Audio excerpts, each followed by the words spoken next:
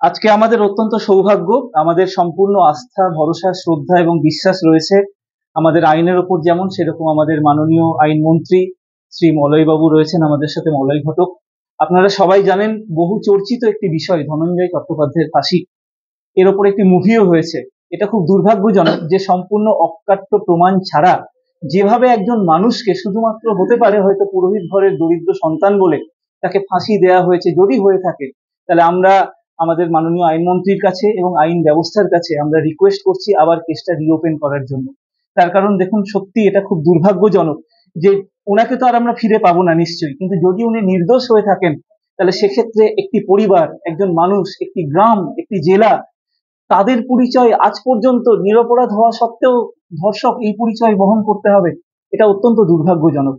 আমরা মাননীয় মলয় বাবুর কাছে রিকোয়েস্ট করছি, আপনি কাইন্ডলি চিফ মিনিস্টার অব্দি আমাদের এই যে লড়াই আমরা শুরু করেছি আমাদের ধনঞ্জয় আহ, মামলা পুনর্বিচার মঞ্চের পক্ষ থেকে, আপনি কাইন্ডলি একটু আমাদের বার্তা পৌঁছে দেবেন। এবং সেই সাথে আমরা জাতি, ধর্ম, বর্ণ নির্বিশেষে, সমস্ত রাজনৈতিক দল নির্বিশেষে আপনাদের প্রত্যেককে আহ্বান করছি যে সময় এসছে টু কল আ স্পেড আ স্পেড। ওনাদের ওপর যদি কোনো অন্যায় হয়ে থাকে তাকে আমরা আবার রেকটিফাই করব।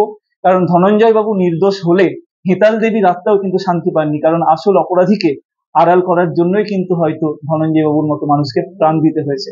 আমার সাথে জীবন বাবু রয়েছেন, অশোক বাবু রয়েছেন, আরো সমস্ত বিশিষ্ট নেতৃত্ব রয়েছেন, ওনার পরিবারের সদস্য রয়েছেন, এবং আমার সাথে মাননীয় আইনমন্ত্রী রয়েছেন। আমাদের প্রত্যেকের বিনীত শ্রদ্ধা আপনার প্রতি যে একটু দেখবেন কাইন্ডলি যেন কেসটা আমরা রিওপেন করতে পারি, যাতে ওনাদের পরিবারকে সত্যি যদি অন্যায় হয়ে থাকে আমরা যেন জাস্টিস দিই। ঠিক আছে, থ্যাংক ইউ।